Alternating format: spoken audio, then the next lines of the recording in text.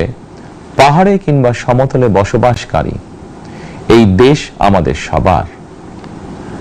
প্রতিটি নাগরিকের জন্যই এই দেশকে আমরা একটি নিরাপদ ভূমিতে পরিণত করতে চাই। একটি স্বনির্ভর, নিরাপদ, মানবিক, গণতান্ত্রিক বাংলাদেশ প্রতিষ্ঠাই বিএনপি সরকারের লক্ষ্য। প্রিয় দেশবাসী, ফ্যাসিবাদের সময়কালে দুর্নীতি দুঃশাসনে পর্যুদস্ত একটি ভঙ্গুর অর্থনীতি, দুর্বল শাসন কাঠামো আর অবনতিশীল আইন শৃঙ্খলা পরিস্থিতির মধ্য দিয়ে নতুন সরকার যাত্রা শুরু করেছে।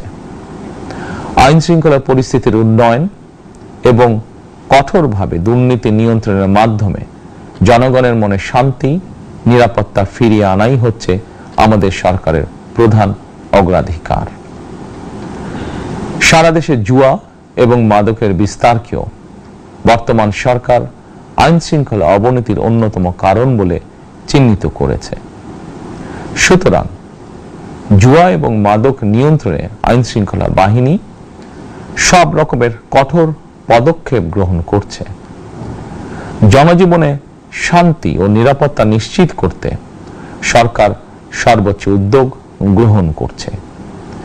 দেশের প্রতিটি সাংবিধানিক এবং সরকারি বেসরকারি প্রতিষ্ঠান চলবে বিধিবদ্ধ নীতি নিয়মে।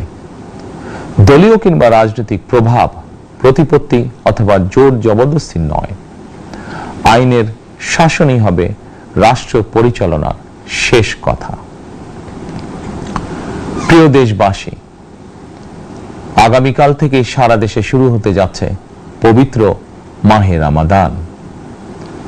আমি দেশবাসীকে পবিত্র মাহে রমাদানের শুভেচ্ছা জানাই। রমাদান আত্মশুদ্ধির মাস। আমরা যদি আত্মশুদ্ধি শব্দটির মর্মার্থ উপলব্ধি করি, তাহলে এই মাসে মানুষের ভোগান্তি বাড়ার কথা নয়। যদিও আমাদের অনেকের মধ্যেই এই মাসটিকে ঘিরে ব্যবসায় অধিক মুনাফা লাভের প্রবণতা লক্ষণীয়। আপনাদের প্রতি আমার বিনীত আহ্বান, রমাদানের পবিত্রতা রক্ষার্থে এই মাসটিকে আপনারা ব্যবসা মুনাফা লাভের মাস হিসাবে পরিগণিত করবেন না। দ্রব্যমূল্য যাতে সাধারণ মানুষের নাগালের বাইরে না যায়, এ ব্যাপারে ব্যবসায়ীরা দয়া করে সতর্ক থাকবেন। হাজারো প্রাণের বিনিময় একটি মাফিয়া সিন্ডিকেটের পতন ঘটিয়ে রাষ্ট্র এবং সরকারের জনগণের অধিকার প্রতিষ্ঠার অঙ্গীকার নিয়েই আমরা রাষ্ট্র পরিচালনা